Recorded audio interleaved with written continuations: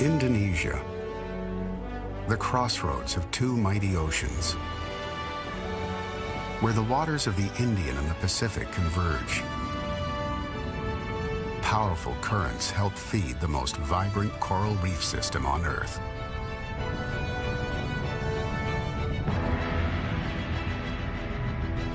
An explosion of plankton draws giants from the depths of the ocean. A team of researchers has set out to study and save these gentle giants with secret lives.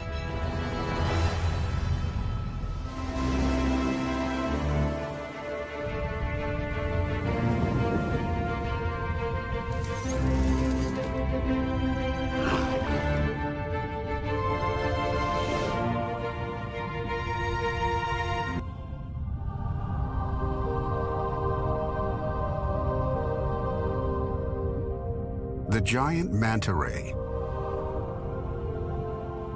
the largest ray on the planet,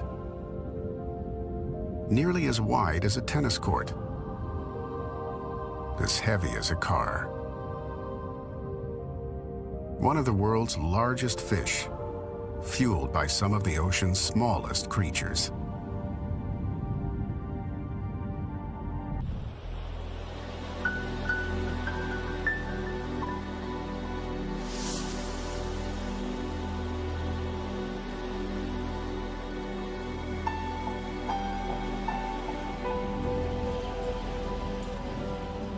On the edge of the Pacific and Indian Oceans lies an underwater paradise.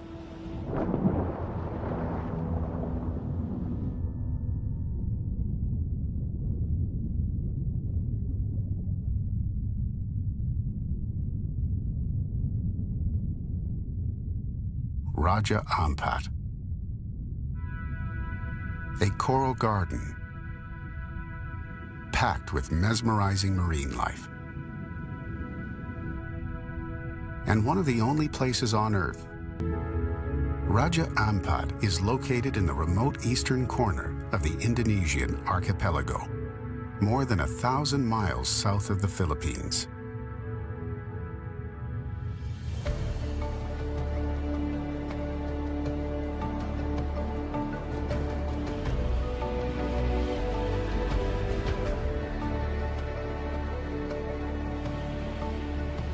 It sits just below the equator, along the southern lip of the Ring of Fire, a belt of raging volcanoes and tectonic plates that rims the Pacific Ocean. The reefs of Raja Ampat are a hotbed of activity. Plunging walls and soaring seamounts encrusted with more than 600 species of coral erupt with life. 75% of the world's coral species thrive here.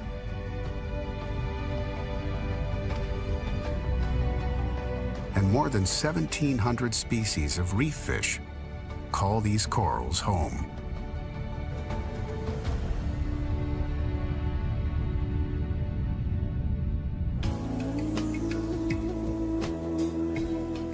Raja Ampat means four kings in Bahasa, the official language of Indonesia. The name comes from a local myth of a woman who found 7 eggs.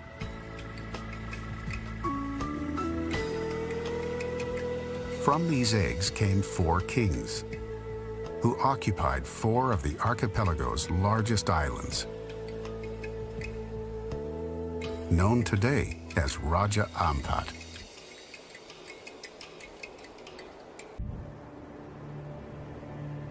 To preserve the thriving population here, Indonesia established a manta ray sanctuary in 2014, stretching across 2 million square miles of ocean. At nearly twice the size of India, It is the largest manta ray sanctuary on Earth.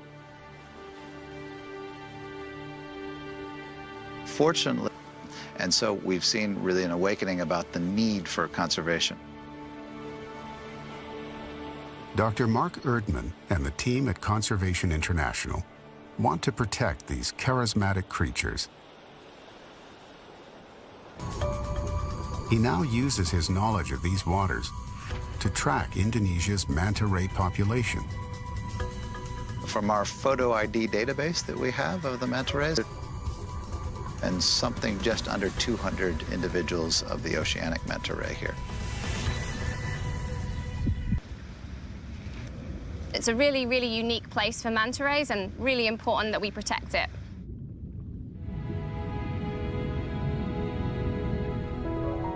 Sarah Lewis has worked with Conservation International and Manta Trust, a UK-based charity that funds manta ray research, since 2010.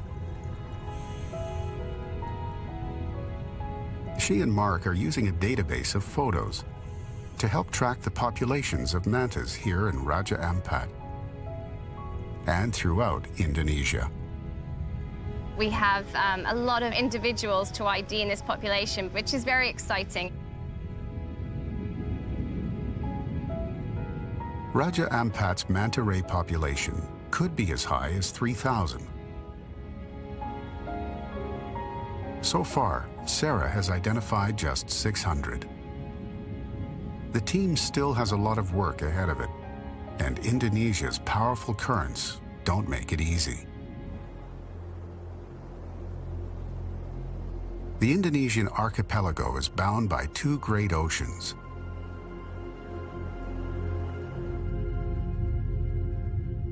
Strong easterly winds lift the waters of the Pacific 1 foot higher than the neighboring Indian Ocean, pushing water through the islands and creating some of the strongest currents on Earth.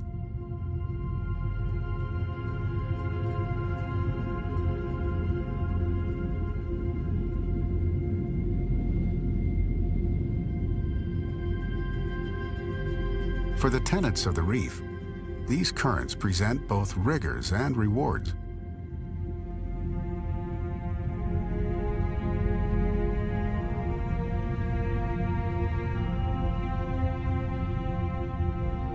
For those firmly anchored, such as these soft corals, the flow of water brings a steady stream of food. Others must fight to keep from being swept away. On the reef, shelter comes in all shapes and sizes. Crustaceans tuck into nooks and crannies in the coral. Smaller reef fish sway side to side beneath the canopy, bullied by the current. Larger fish duck behind the plunging walls and seamounts.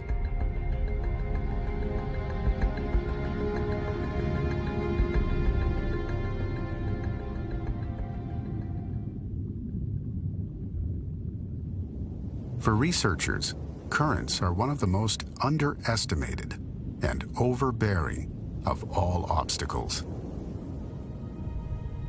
Water is 800 times more dense than air, creating strong resistance. Swimming in powerful currents is like walking through a storm-level wind. A current of 2 knots is strong enough to sweep a diver out to sea. Indonesia's currents can reach up to 8 knots, creating a challenge for anyone trying to observe the undersea creatures.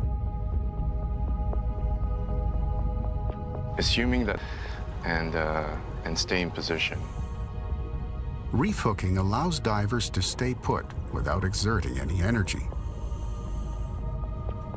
Divers use a metal hook attached to a rope to secure themselves to the reef. And when the current is raging, the sharks and mantas will generally come closer to you.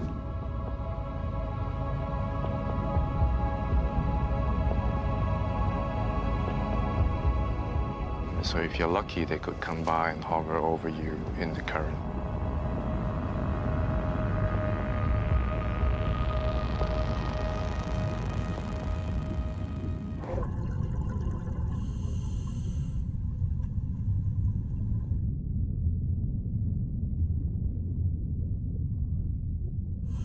Mark and Sarah leave a remote camera on the reef for an extra pair of eyes.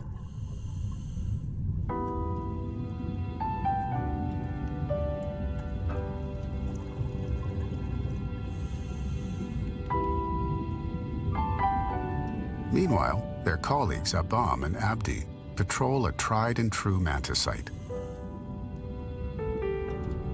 In the last year, their tracking data has shown that this site is one of the most frequently visited in Raja Ampat.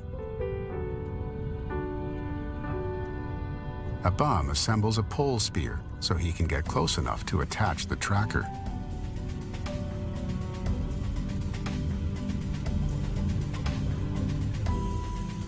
But there are no mantas in sight. This mantis. They're hoping that if they tag more mantas, they can learn what draws them to this place and where they come from. But the visibility is poor, and the currents are strong. The best bet is to stay put and wait for the mantas to come to them. Mark and Sarah use a motorized scooter to move from one site to another.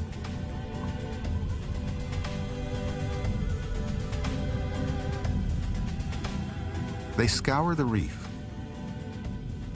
but after several dives and hours of fighting the current, the team comes up empty-handed.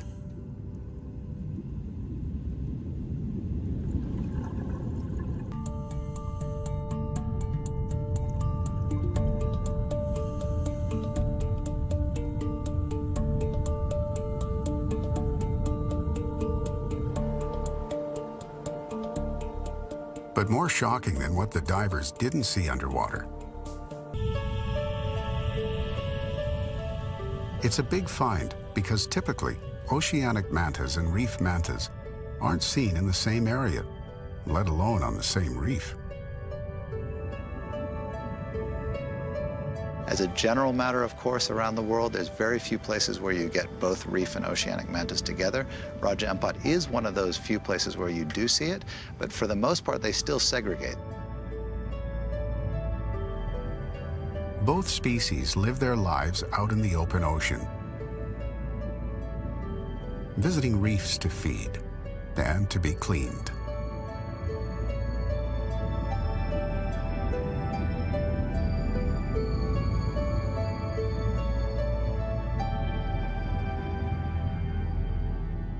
Creatures of all shapes and sizes stop in for a tune-up at the ocean's most efficient body shop.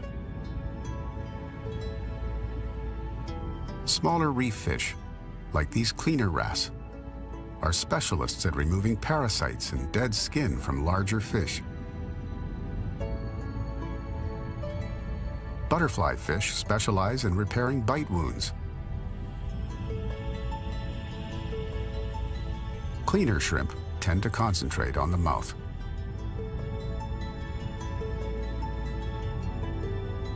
A manta ray comes in for a cleaning, hovering almost motionless over the reef.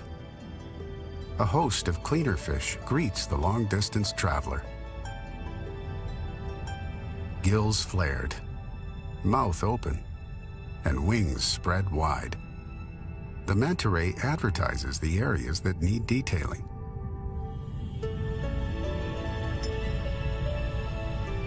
The T-shaped pattern on its back and fewer black spots on the belly indicate this is an oceanic manta ray. A reef manta ray has far more spots on its underside and a Y-shaped pattern on its back. Despite these differences, for years these two distinct species were thought to be the same, largely because they were so seldom seen side by side, until now.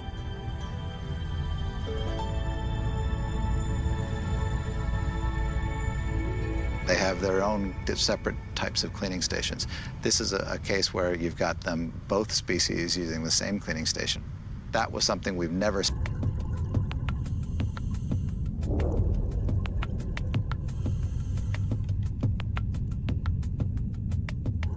When the team isn't around to monitor the mantas, a series of acoustic stations listen in on their behalf. These stations sit along the ocean floor and receive pings from any tagged manta ray that comes within a half-mile radius. Every tag transmits a unique signal that's recorded by the receiver. A network of these listening stations tracks how long a manta ray spends at each site and where it travels. The day is coming to an end, but the team still has work to do.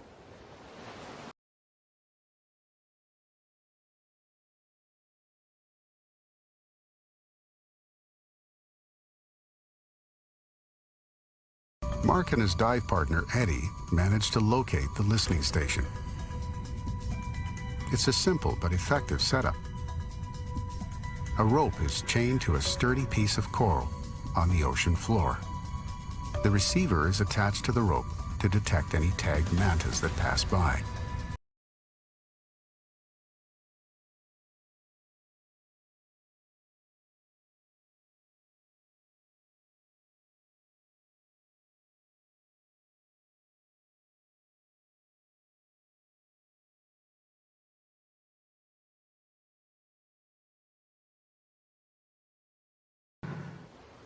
After almost 3 years, the tags on the mantas are no longer working.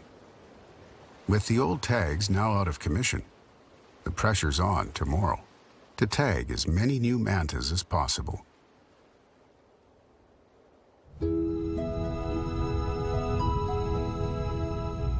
As the morning sun pierces through the surface, the underwater world ignites in a kaleidoscope of shapes and colors. Smaller fish swim to the surface to feast on the plankton stirred up by the unruly currents.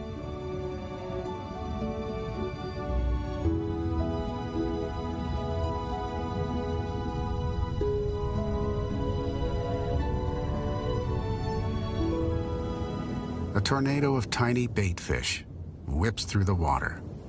They came here to eat plankton.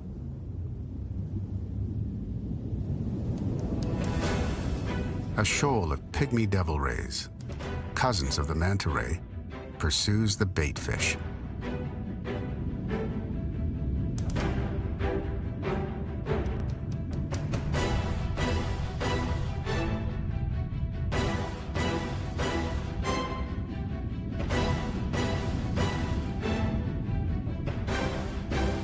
It's one of nature's most elegant high-speed chases. The devil ray is one of the deepest, fastest divers in the ocean.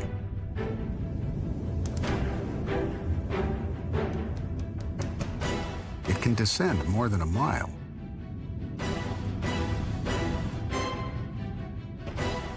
And swim at speeds of up to 13 miles an hour.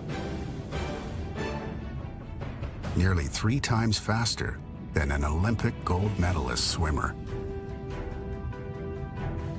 The baitfish defend themselves by joining forces. An army, thousands strong, moves as one large organism. A ploy to confuse the hungry predators. It's hard to pick out a single fish within this silvery mass.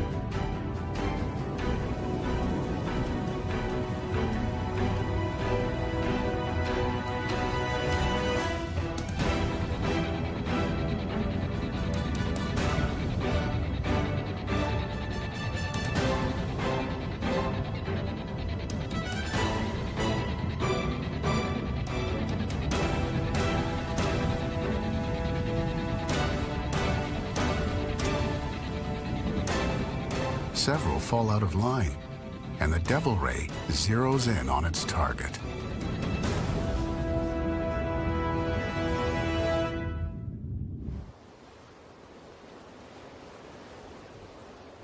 Devil rays are also known for their aerial theatrics. Like acrobats, they launch themselves out of the water, then twist and turn through the air. No one knows for sure why they do this. It may be a courtship or mating ritual. Another theory is that the devil rays breach to rid themselves of parasites that may be shed when the ray smacks back onto the water. Or they may simply be trying to escape a predator.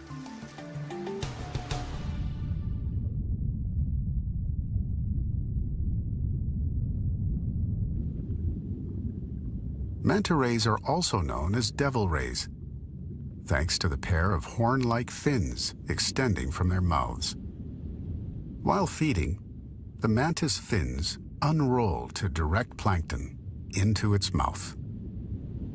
After dinner, the fins neatly roll back up once again.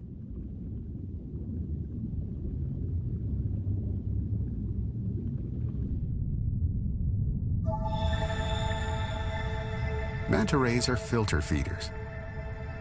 Most often, they are seen feeding on the surface, where plankton is abundant. Their mouths are wide enough for an adult human to fit inside. But the manta's throat is no larger than a human fist, restricting its diet to tiny plankton. When there's no plankton floating on the surface, manta rays seek it out in other ways. These manta rays twirl through the water column, performing barrel rolls for hours. This graceful underwater ballet is actually a sophisticated foraging technique designed to clear a densely concentrated patch of plankton.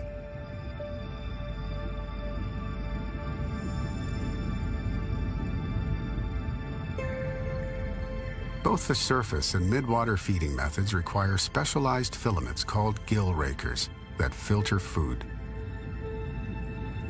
Plankton-filled water enters the manta's throat and is pushed through the gill rakers.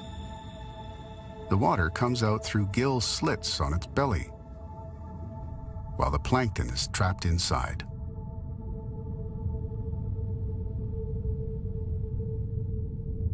We work together with all of this research, and specifically with the tagging, it's really important that we have at least 2 of us to do this tagging process, because it's important that we get the photo ID of the manta before we tag it. They'll use the photos to keep track of which mantas they tag, if they manage to tag any at all. The water is clouded with plankton, which increases the chance that there will be mantas on the reef, but decreases Mark and Sarah's ability to see them. Visibility is less than 30 feet. Even if the mantas are here, Mark and Sarah might not see them.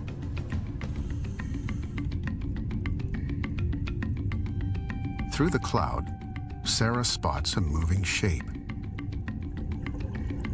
Every single individual manta ray has a unique pattern of spots on their underside, and these act kind of like a human fingerprint, so we can use these spot patterns to actually identify individual mantas.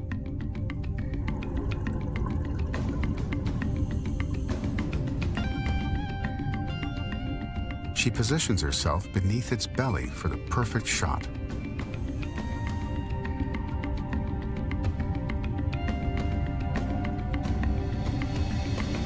This is a male reef manta ray.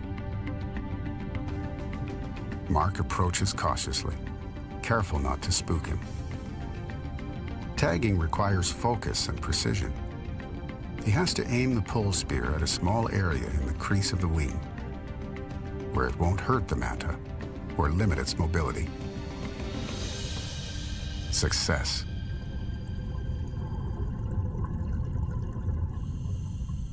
With one manta tagged, the team soon spots a second chance.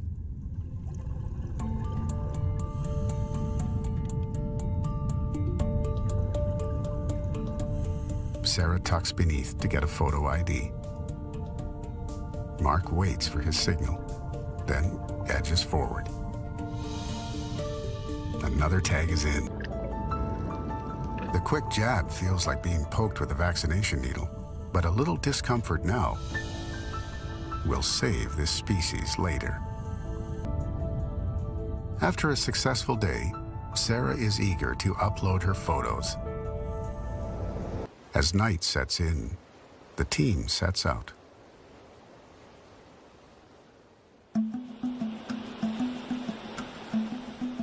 Wayag Island.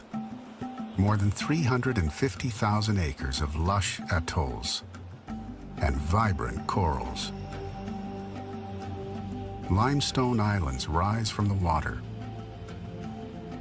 like mushrooms sprouting in the sea. Green jungle blankets the islands. Pristine beaches skirt the coast. The crystal clear waters of Wayag offer a window into an underwater world that is equally enchanting. Wayag Lagoon is the first manta ray nursery discovered in Southeast Asia, a place with the potential to answer two of the most important questions about manta rays: where and how. Mark and his team discovered Wayag's nursery just 1 year ago, after successfully tagging juvenile manta rays in these waters. But many questions remain unanswered. Mark isn't sure whether females are giving birth in the lagoon, or whether the juveniles have somehow found their way here. He wants to tag more juveniles or a pregnant manta ray to find out. Genetics also provide clues about how these gentle giants evolved. Sharks have been swimming in our oceans for more than 400 million years.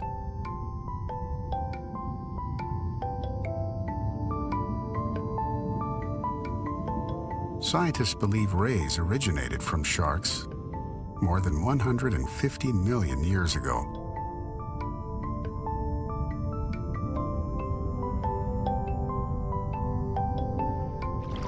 They evolved to adapt to life on the seafloor. Primitive rays are thought to resemble the present-day stingray. They swam using wave-like motions and were armed with a stinger on the tail for defense. Modern stingrays have a spine in their tail, serrated with sharp edges. Many species also have venom, which they deliver through their tail. Manta rays, as we know them today, appeared about 5 million years ago. A subtle bump on the tail of the oceanic manta serves as a reminder of a time in evolution when the mantas lost their sting.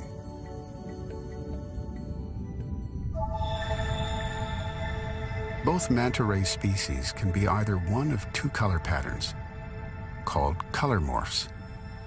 One is all black. The other, called a chevron, has a white underside and black back.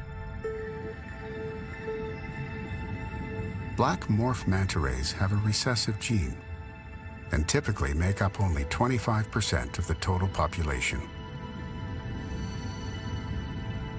In the Maldives, generally considered to be a mecca for manta ray sightings, no black manta ray has been identified in its estimated population of 5,000. Why do we here in Red Ampat have such a high number of black color morph manta rays?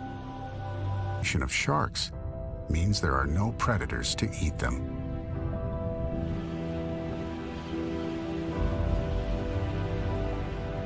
Indonesia's waters are now a protected marine area.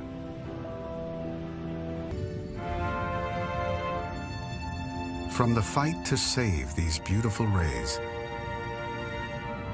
to the discovery of groundbreaking revelations about their secret lives, every dive at Raja Ampat is a chance to learn more about the gentle giants of Indonesia's untamed seas.